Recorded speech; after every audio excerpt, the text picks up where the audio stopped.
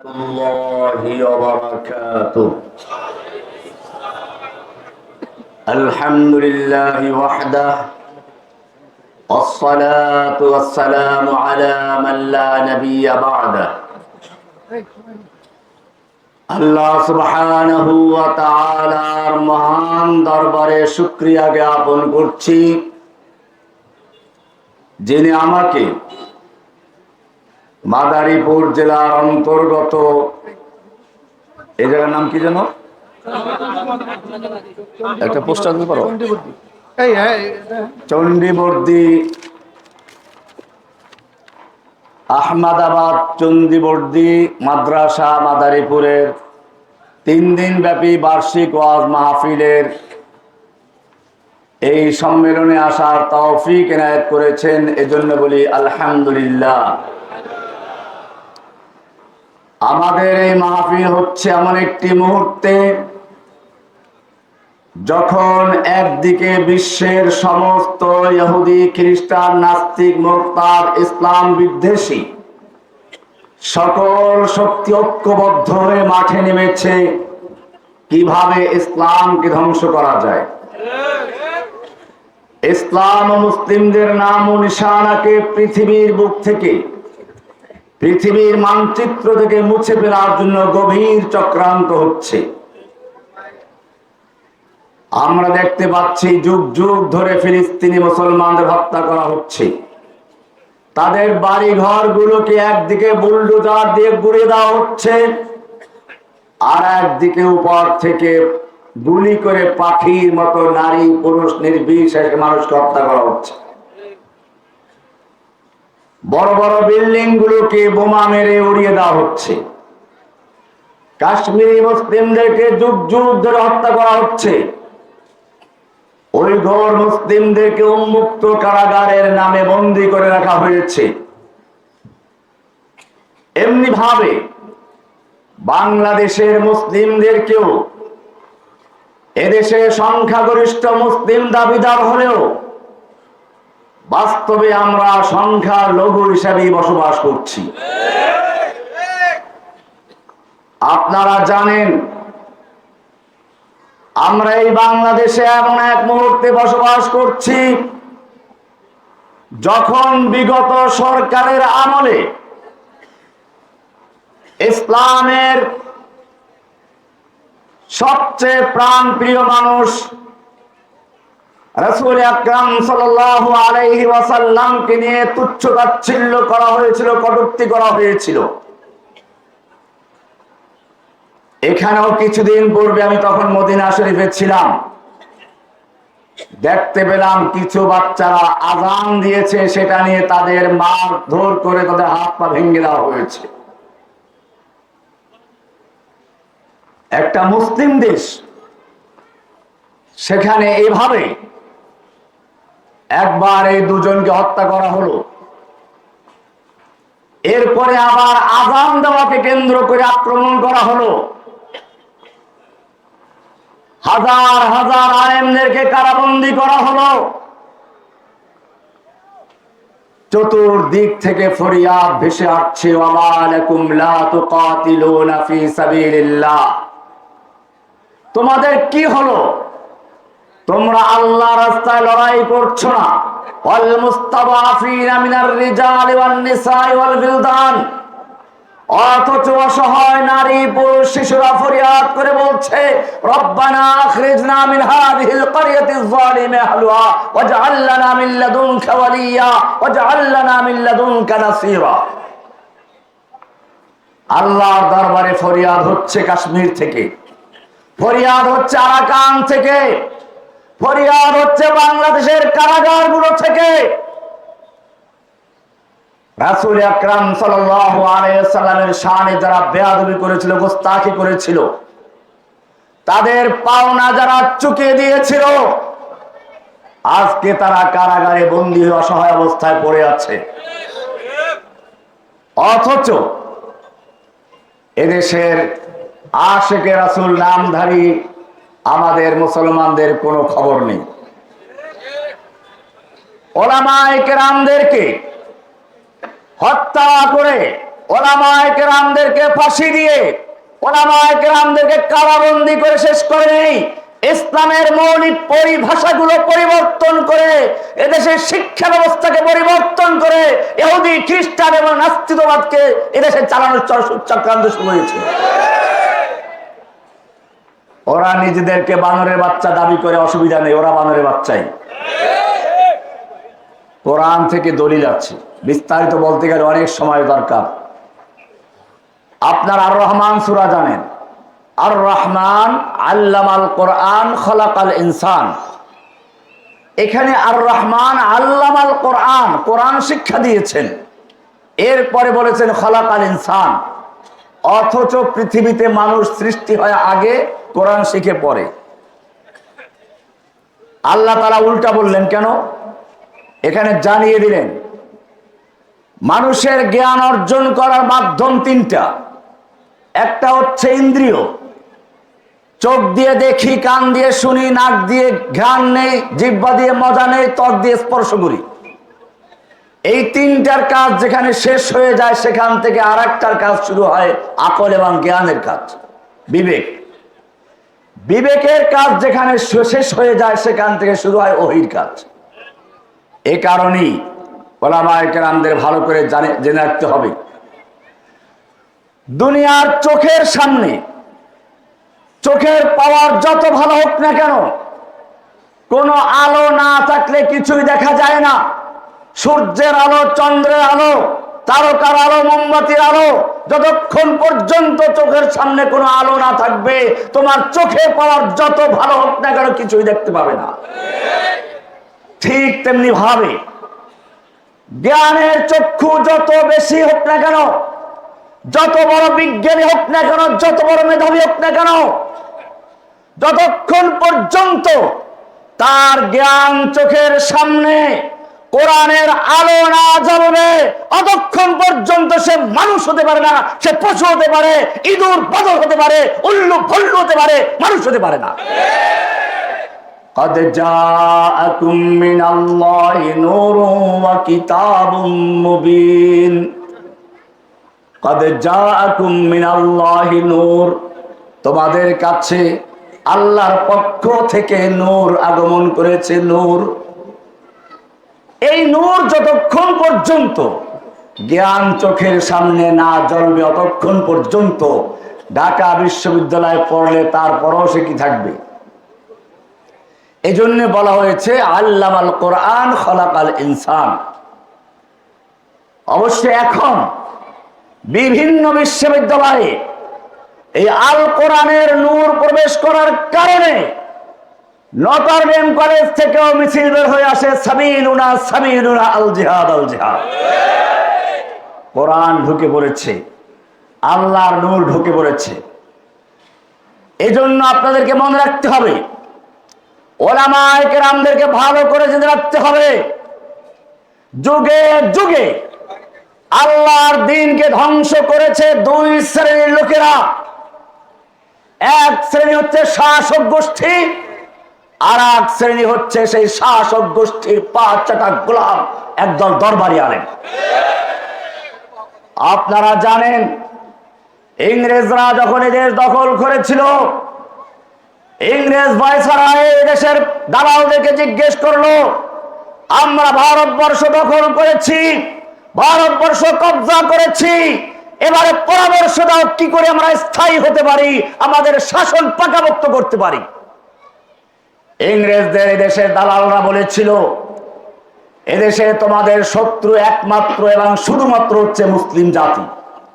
যতক্ষণ পর্যন্ত ভারতবর্ষে মুসলিমরা থাকবে, ততক্ষণ পর্যন্ত ইংরেজদের কদম, ইংরেজদের পা এদেশে স্থায়ী হতে পারে না। তাহলে কি করতে হবে? মুসলিমদের হত্যা করতে হবে। শুরু হলো মুসলিমদের নিধন করা। ডক্টর টমসন একজন ইংরেজ দার্শনিক এবং ঐতিহাসিক, তিনি লিখেছেন, আমার সৃষ্টিকর্তার কসম, দিল্লির চাঁদনি চক থেকে নিয়ে খয়বর পর্যন্ত রাস্তার দুপাশে এমন কোন গাছ ছিল না যে গাছের প্রতিটি ডালে ডালে এক একজন আলেমকে ফাঁসি দেওয়া হয়েছে। ওলামায়ে কেরামদেরকে শূকরের চামড়ার ভিতরে ঢুকিয়ে ঘোড়ার পায়ের সঙ্গে বেঁধে দিয়ে দৌড়ানো হয়েছে। মাদ্রাসাগুলোকে পুড়িয়ে দেওয়া হয়েছে। দিল্লিতে শুধুমাত্র দিল্লি শহরে ৮০,০০০ মাদ্রাসা ছিল, সব মাদ্রাসাগুলো পুড়িয়ে দেওয়া হলো। বড় বড় মসজিদ গুলোকে ঘোড়া রাস্তা বলে বানানো হলো। ওলামায়ে কেরামদের অনেককে জজিরে আন্দামান দ্বীপে নির্বাসন দেওয়া হয়েছিল। ইলমুস ফিকা যারা পড়েন তারা দেখবেন ওখানে লেখা আছে, ওই কিতাবের লেখক বলেন আমি এই কিতাব ওই দ্বীপে বসে লিখেছি, এবং কেন গেছেন তাও বলা আছে। বুরুদে হাকির দারা জজিরা আজনায় রাঙ্গি তাকদির বুদাস্ত। এমনি ভাবে যখন চতুর্মুখী নির্যাতন করলো, তারপরেও ইংরেজ বিরোধী আন্দোলন বন্ধ হলো না। দাবানলের মতো গোটা ভারতবর্ষে ছড়িয়ে পড়লো। তখন ইংরেজরা আবার পরামর্শদাতাদের নিয়ে বসলো, দরবারি আলেমদের নিয়ে বসলো। তোমাদের পরামর্শ অনুযায়ী আলেমদের হত্যা করেছি, মাদ্রাসা বন্ধ করেছি, মসজিদকে ঘোড়া রাস্তা বানিয়েছি, আলেমদেরকে কারাবন্দী করেছি, নির্বাসন দিয়েছি, এর পরেও কেন ভারতে ইংরেজ বিরোধী আন্দোলন চলছে এবং দাবানলের মতো জ্বলে উঠছে?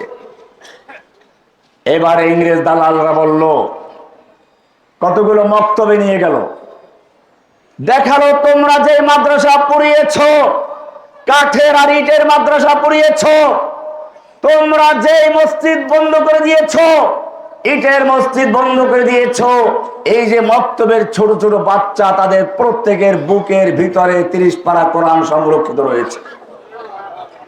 সুতরাং এইভাবে ইসলামকে ধ্বংস করা যাবে না। মুসলিম মারলে পরে ইসলাম ধ্বংস হয় না, বরং মুসলিমদের উপরে যত বোমা নিক্ষেপ করা হয়, যত হত্যা করা হয়, মুসলিম জাতির ঈমান তত বৃদ্ধি লাভ করে। কতলে হুসাইন দর হकीकत মর্গে यजीद है, ইসলাম জিন্দা হোতা है हर কারবালা के बाद। এইবারে ইংরেজরা নতুন পরিকল্পনা করলো, মুসলিমদের হত্যা নয়, ইসলামকে হত্যা করা। জেনে রাখবেন, ইহুদিদের বোমার দ্বারা কিছু মুসলিম মারা যায়, ইসলামের কোন পরিভাষার পরিবর্তন করা সম্ভব নয়। কিন্তু কিছু আলেমদের মাধ্যমে ইসলামের এমন ক্ষতি করা হয় যা কাফেরদের 1000 বোমার দ্বারা ক্ষতি হয় না। এই বোমাগুলো মারা হয় ইসলামের মৌলিক পরিভাষার উপর, ঈমানের উপরে। ইংরেজরা সেজন্য পরিকল্পনা গ্রহণ করলো, একদল আলেম তৈরি করবে। ইতিহাস সাক্ষী, কলকাতা আলিয়া মাদ্রাসা তারাই তৈরি করেছিল। সিলেবাস তৈরি করার দায়িত্ব দেওয়া হয়েছিল নৌফেলের মতো একটা নাস্তিক কাফের ইহুদিকে, খ্রিস্টানকে, ডক্টর ম্যাকলিকে। ম্যাকলি সাহেব খ্রিস্টান, বুখারী পড়া তো খ্রিস্টান। 1 বছর 2 বছর নয়, দীর্ঘ 27 বছর পর্যন্ত খ্রিস্টানরা ওটাকে চালিয়েছে। সেই সময় গোলাম আহমদ কাদিয়ানীকেও তৈরি করা হলো। গোলাম আহমদ কাদিয়ানী সর্বপ্রথম নিজের তীরটাকে, বোমাটাকে যেখানে নিক্ষেপ করলো, তা হলো মুসলিম জাতি যে ঈমান চিতনা নিয়ে ইংরেজ বিরোধী যুদ্ধ করে, ইংরেজের বিরুদ্ধে নিজের বুককে ফুলিয়ে দেয়, সেই জায়গায় আক্রমণ করলো। জিহাদ কে নাম ছোড় দো আয়ে ভাইও, ইসলাম মে হারাম হায় কতল কিতাল। জিহাদের নাম ছেড়ে দাও হে ভাই, ইসলামে হারাম মারামারি করা। ভালো কথা। 90 ইংরেজ বাংলাদেশের বুকে চেপে বসেছিল। ভারত থেকে দীর্ঘ প্রশিক্ষণ নিয়ে বাংলাদেশে আসলো। প্রথমেই এসে সেই ইংরেজদের মতো এদেশের আলেম কুল শিরোমণি, আমাদের মতো লক্ষ আলেমদের উস্তাদ, বুখারী শরীফের যিনি সর্বপ্রথম বাংলা অনুবাদ করেছেন, আল্লামা আজিজুল হক সাহেবকে গ্রেফতার করলো। মুফতি আমিনী গ্রেফতার হলো, আরো অনেককে গ্রেফতার করলো। আমরা তখন ছাত্র না, আমরা তখন ছাত্র না, আমি তখন বরিশালে। এরপরে দ্বিতীয়বার যখন আসলো, আরো পাকা হয়ে আসলো। আলেমদের একদিকে হত্যা করছে, গ্রেফতার করছে, আর একদিকে সে ইংরেজদের মতো এরাও চিহ্নিত করলো কোন জিনিসটা আমাদের বিরুদ্ধে দাঁড়ায়, তারা তালাশ করে দেখলো নামাজ পড়লে সমস্যা নেই, রোজা রাখলে সমস্যা নেই, যাকাত দিলে সমস্যা নেই, বরং যাকাত বোর্ড করো, আরো মসজিদ আরো তৈরি করো। ইংরেজদের মতো কাজ শুরু করে দিল। সাথে সাথে আহমদ কাদিয়ানিকেও তৈরি করলো। গোলাম আহমদ কাদিয়ানি সে যেরকম ভাবে সর্বপ্রথম আঘাত করেছিল ইসলামের জিহাদের উপরে, ঠিক হাসিনার নেতৃত্বে যেই কাদিয়ানীদেরকে তৈরি করা হলো, ফরিদউদ্দিন মাসউদ নামে যেই ব্যক্তিকে তৈরি করা হলো, সে ব্যক্তি সর্বপ্রথম জিহাদের বিরুদ্ধে 1 লাখ কথিত মুফতির নাম দিয়ে একটা ভুয়া ফতোয়া চালু করেছিল।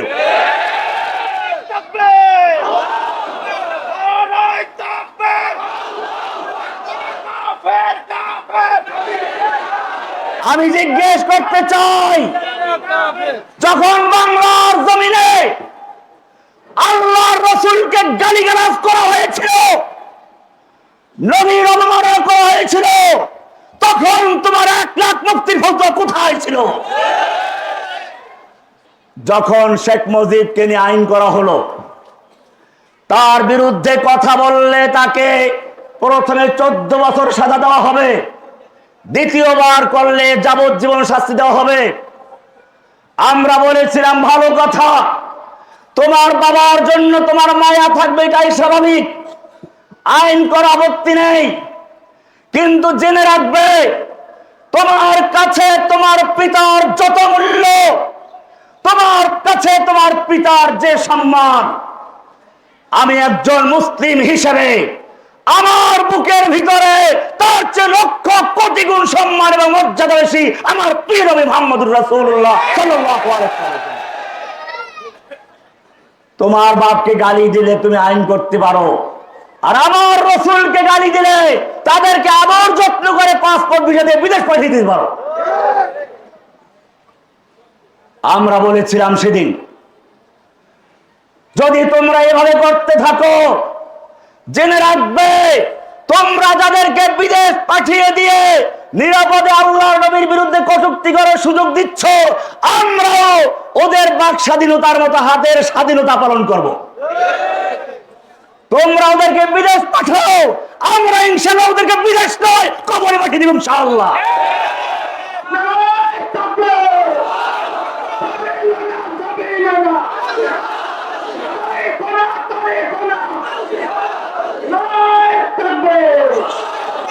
এরা গণজাগরণ মঞ্চ তৈরি করেছিল, এটা গণজাগরণ মঞ্চ ছিল না, এটা ছিল ইসলামকে বিতর্কিত করার জন্য, আলেম সমাজকে হাও করার জন্য, বিতর্কিত করার জন্য এক গভীর নীল নকশার অংশ মাত্র। আপনারা দেখেছেন এদেশের উলামায়ে কেরামদেরকে এক একজনকে এক এক রকম তকমা দিয়ে ওরা কারাবন্দী করেছিল। এটা র্যান্ড কর্পোরেশন নামে একটা ইহুদি সংগঠন রয়েছে, ওদের পরিকল্পনা রয়েছে। একদিকে যদি দেখো রাস্তার এক পাশে মোল্লা ওমর বক্তব্য দিচ্ছে জিহাদের উপরে, অপর দিকে রাস্তায় আর এক প্রান্তে দাঁড় করে দাও বদলা বরুডলিকে তার বিরুদ্ধে ফতোয়া দেওয়ার জন্য। ওরাও তাই করেছে। যদি দেখো রাস্তার এক পাশে মুফতি জসিমউদ্দিন রহমানী জিহাদের লেকচার দিচ্ছে, রাস্তার অপর প্রান্তে ফরিদউদ্দিন মাসউদকে 1 লাখ মুফতির ফতোয়া দিয়ে দাঁড় করে দাও। এই চক্রান্ত করা হলো। ঠিক তেমনি ভাবে যেভাবে কাদিয়ানীদেরকে তৈরি করা হয়েছিল ইংরেজদের পক্ষ থেকে, এখনো কাদিয়ানীদেরকে সেই রকম আশ্রয় দেওয়া হচ্ছে ইংরেজদের পক্ষ হয়ে। ভাইয়েরা আমার, কথা বলতে গেলে অনেক কথা বলতে হবে। উলামায়ে কেরাম এখনো অনেকেই জেলে আছে। আপনারা শুধুমাত্র কয়েকজন পরিচিত লোকের নাম জানেন। আমি একটা নাম বলি, চিটাগাং রোডে বড় একটা মাদ্রাসা আছে, মাদানিয়া মাদ্রাসা না কি যেন, মাদানীনগর মাদ্রাসা। মাওলানা ইদ্রিস সাহেব সন্দীপ হুজুরের বড় জামাতা মাওলানা আলী আকবর সাহেব ওই মাদ্রাসার নায়েবে মুহতামিম এখনো জেলে আছে, তাবলীগ করে, জেলখানায় গিয়েও তাবলীগ করে। আপনারা দেখবেন ছবিতে আমার সঙ্গে হ্যান্ডকাপ লাগানো আছে, ঘুরতেছে, ওই লোকটা উনি। কি অপরাধ তার? উনি কি রাজাকার না উনি জঙ্গি?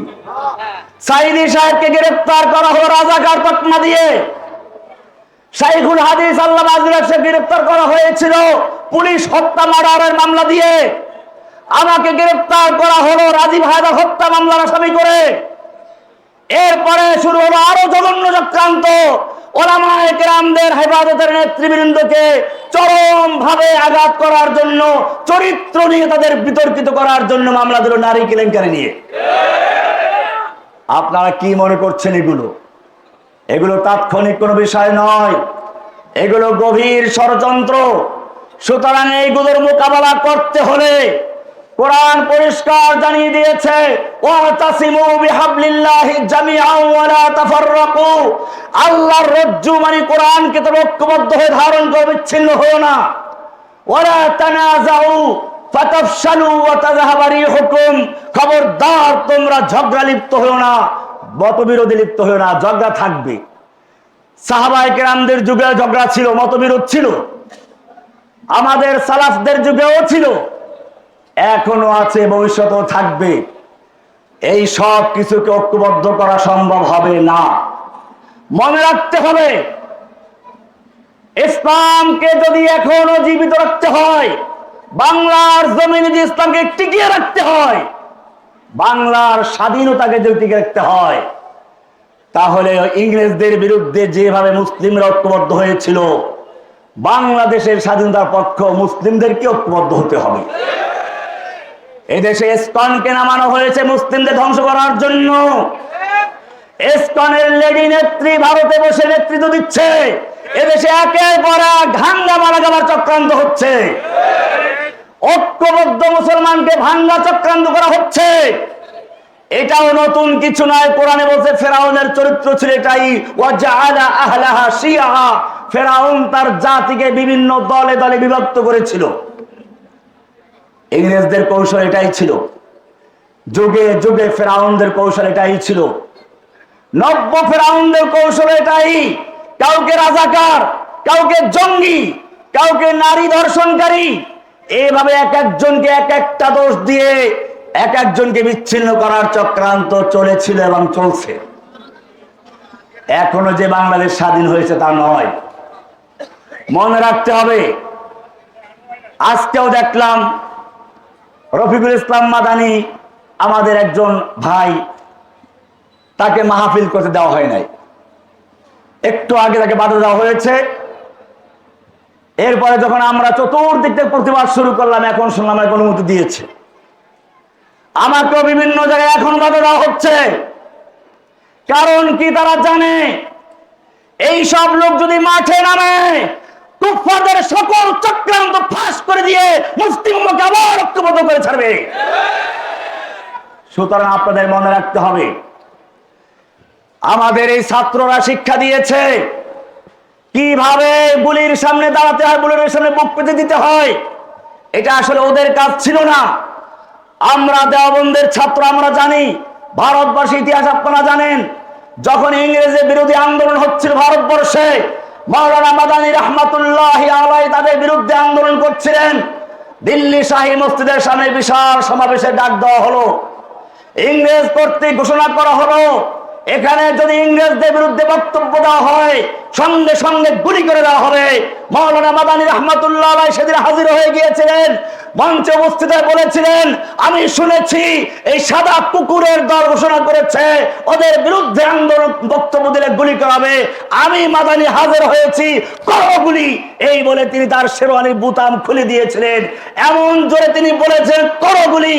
বড়গুলির ধাক্কায়, ইমানি ধাক্কায় ওই ইংরেজ সৈনিকদের সকলের হাত থেকে রাইফেলগুলো ঝরঝর করে পড়ে গিয়েছে। দীর্ঘ 2 ঘন্টা পর্যন্ত বক্তব্য দিয়েছিলেন। বক্তব্য শুরুটা ছিল এরকম, সাগামিরো গরবাজিরো মোশেরা দেওয়া কুনন ইচনি আরকানে দৌলত মুলকেরা বীরা কুনন। কুকুর হলো প্রধানমন্ত্রী, কুকুর কি? বিড়াল হলো অন্য মন্ত্রী, ক্যাবিনেট মন্ত্রী বিড়াল, প্রধানমন্ত্রী কুকুর। এমপিরা কি? এমপিরা ইঁদুর। সাদ আমির, সাদ মানে কুকুর, আমির মানে বাদশাহ, প্রধানমন্ত্রী। গরবা উজির মানে বিড়াল হচ্ছে ক্যাবিনেট মন্ত্রী। মোশেরা দেবা কোনাং, মোষ মানে ইঁদুর, ইঁদুর গুলো হচ্ছে এমপি। যেই সংসদে কুকুর বিড়াল আর ইঁদুর বসবাস করে সেই সংসদে মারামারি কাটাকাটি লুটতরাজ ছাড়া আর কিছু হতে পারে না। আমরা তাই দেখেছি বিগত ১.৫ যুগ পর্যন্ত গোটা বাংলাদেশকে ধর্ষণ, খুন, লুট, গরু চুরি, ছাগল চুরি এমন কোন অন্যায় নেই যা করা হয় নাই। গোটা জাতিকে একটা জাহান্নামের ভিতরে নিক্ষেপ করা হয়েছিল এবং শেষ পর্যন্ত এই দেশের সমস্ত টাকা পয়সা, ডলার, স্বর্ণ লুটপাট করে ১ নয় ২ নয় ১ লক্ষ ২ লক্ষ নয় ১৮ লক্ষ কোটি টাকা ঋণগ্রস্ত করে এদেশ থেকে সবকিছু নিয়ে তার স্বামীর বাড়িতে পালিয়েছে।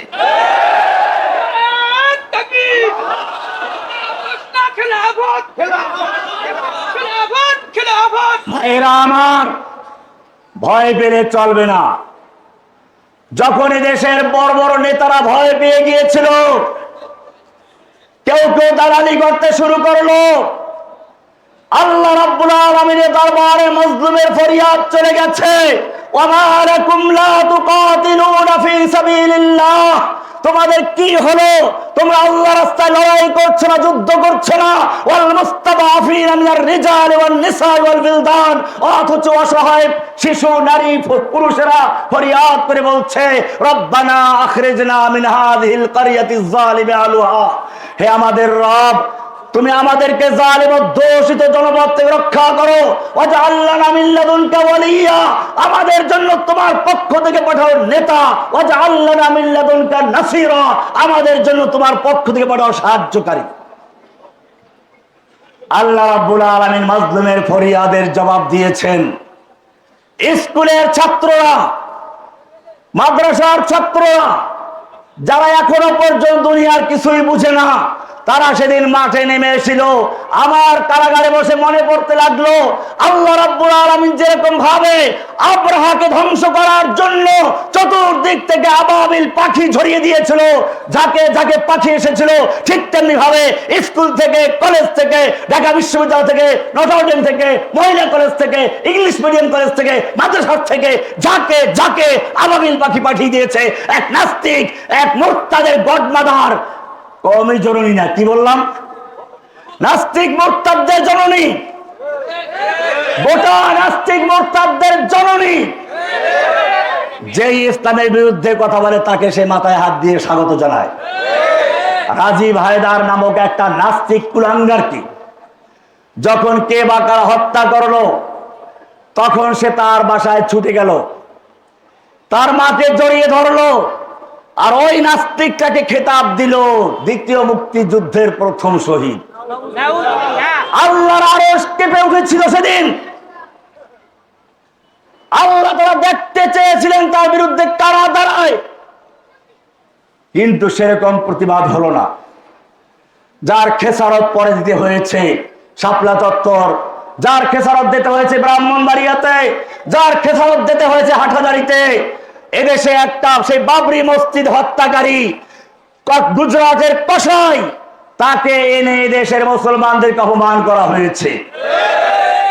আমি স্মরণ করি সেদিন যারা এই কসাই মোদির প্রতিবাদে নিজের বুক পেতে দিয়েছিল, বুলেটের সামনে নিজেরকে পেতে দিয়েছিল, শহীদ হয়েছে, কিন্তু তারা পিছপা হয় নাই। মর্দে মোমিন বাতিল সে হরগিজ খৌফ কা सकता नहीं, सर कटा सकता है लेकिन सर झुका सकता नहीं। তার বাস্তব নমুনা হয়ে যারা দাঁড়িয়েছিলেন আমি তাদেরকে জানাই শত সালাম। কিন্তু জেনে রাখবেন তারা তাদের পাওনা পেয়ে গেছে, আমাদেরকে ঋণগ্রস্ত করে গেছে। এখনো সময় আছে, এখনো যদি আমরা ঐক্যবদ্ধ হয়ে মোকাবেলা করতে না পারি, জেনে রাখবেন আবার সেই নাস্তিকদের যাতায়াত শুরু হয়েছে। আমি বিস্তারিত বলতে পারছি না, আমার পায়ে এখনো শিকল লাগানো আছে, এমনি আমার পাওয়া চল হয়ে আছে। জেলখানার ভিতরে বরগুনা জেলে 7 মাস পর্যন্ত এই মোটা মোটা বেরি লেগে আমাকে রাখা হয়েছিল, পাওয়া চল হয়ে গেছে। কি অপরাধ ছিল আমার?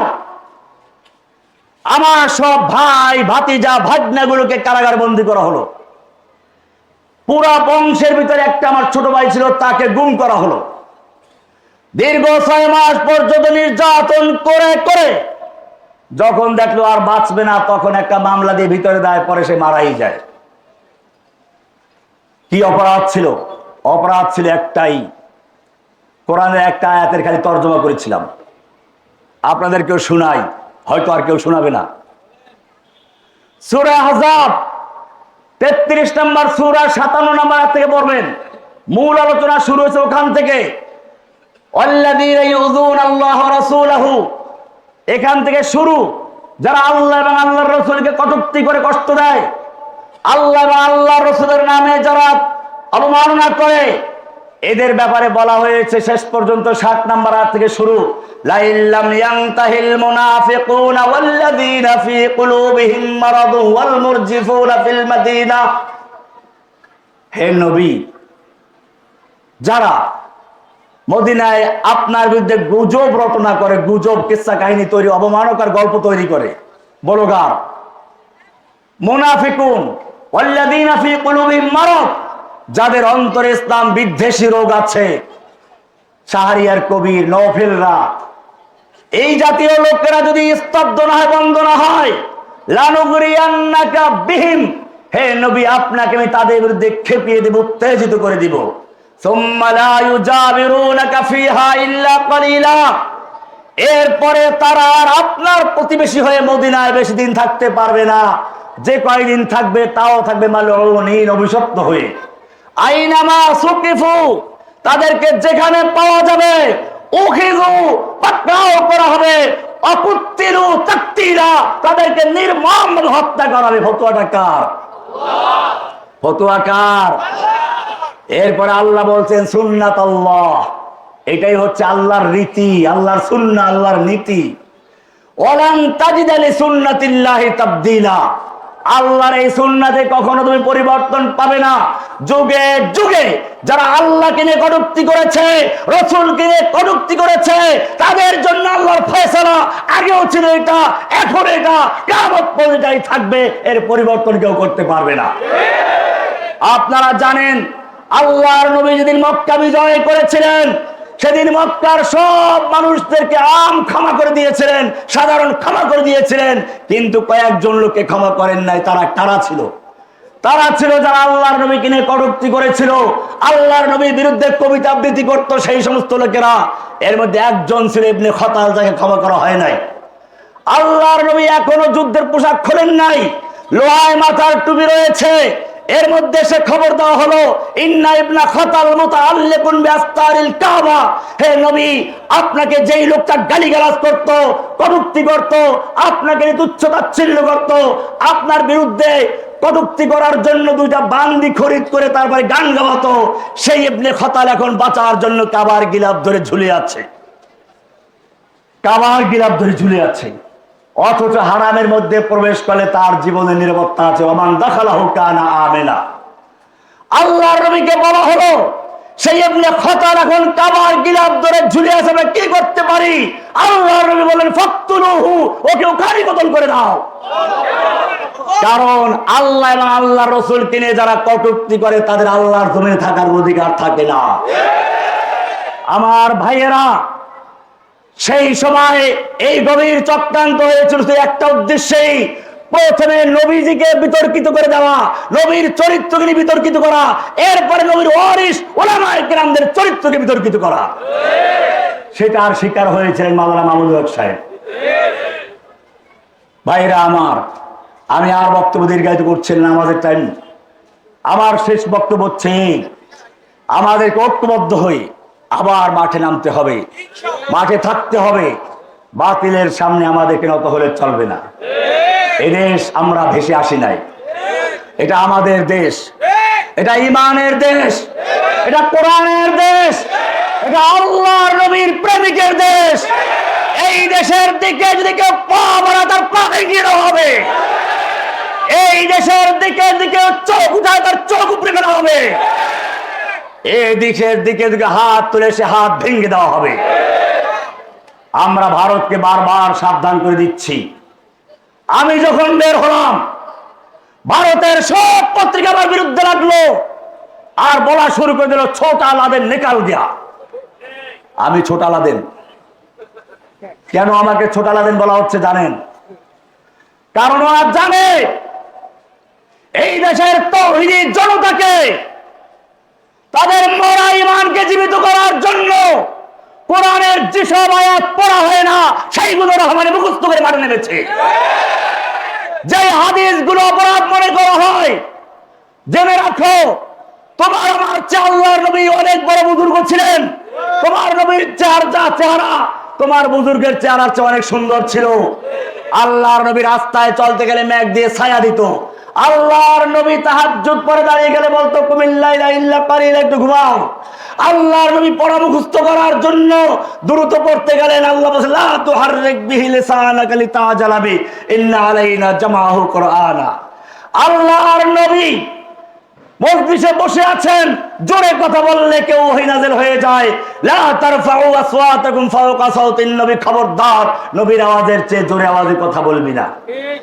আমার প্রশ্ন হচ্ছে এই, যেই নবীকে আল্লাহ এত ভালোবাসেন, এত প্যার মহব্বত করেন, সেই নবীকে যখন তায়েফের ময়দানে পাথর মারা হচ্ছিল আল্লাহ দেখতে পাচ্ছিলেন কিনা? সেই নবীকে যখন উহুদের ময়দানে আঘাত করা হলো, লোহা ভেঙ্গে গাল ঢুকে দাঁত পড়ে গেল, আল্লাহ দেখতে পাচ্ছিলেন কিনা? অবশ্যই দেখতে পাচ্ছেন। ফিরাবার ক্ষমতা ছিল কিনা? ফিরান নাই কেন? আল্লাহ অসন্তুষ্ট হয়ে গেছিলেন নাকি? মা ওয়াদ্দাআকা রাব্বুকা ওয়া মা ক্বালা, আপনার রব আপনাকে ছেড়েও দেন না, আপনাকে অসন্তুষ্ট হন নাই। বলে তাহলে আমাকে এত মারলো, তুমি ফিরাও নাই কেন? কোরআন পরিষ্কার বলে দিচ্ছে আম হাসিবতুম আন তাদখুলুল জান্নাতা ওয়া লাম্মা ইয়াতিকুম মাসালুল লাযীনা খালাউ মিন ক্বাবলিকুম মাসাতুমুল বাসাউ ওয়াদ দাররাউ ওয়া যুলজিলু হাত্তা ইয়াকুলার রাসূল ওয়াল লাযীনা আমানু মাআহু মাতা নাসরুল্লাহ। উত্তর এখানে আছে, দেখে নেবেন। আমাদের মনে রাখতে হবে এমনি এমনি জান্নাতে যাওয়া যাবে না। আলা ইন্না সিলআতাল্লাহি গালিয়া, আল্লাহর জান্নাত, আল্লাহর পণ্য বড় দামি। আলা ইন্না সিলআতাল্লাহিল জান্নাহ, আল্লাহর পণ্য হচ্ছে জান্নাত। সেই জান্নাত পাওয়ার জন্য মুমিন হতে হবে। আল্লাহ মুমিনদের জানমাল ক্রয় করেছেন কিসের বিনিময়ে? আল্লাহ তাআলা আমাদের সকলকে ঐক্যবদ্ধ হয়ে সকল বাতিলের মোকাবেলায় দাঁড়িয়ে যাওয়ার তৌফিক দান করুন, আমিন। সকল ফিকহি মাসলাগত ভেদাভেদ ভুলে গিয়ে গোটা মুসলিম উম্মাহকে ঐক্যবদ্ধ হয়ে আল্লাহর রজ্জু কোরআনকে ধারণ করার তৌফিক দান করুন, আমিন। ওয়া সাল্লাল্লাহু তাআলা আলা নবিয়িনা মুহাম্মদ ওয়া আলা আলিহি ওয়া সাহবিহি আজমাইন। আসসালামু আলাইকুম ওয়া রাহমাতুল্লাহি ওয়া বারাকাতুহু।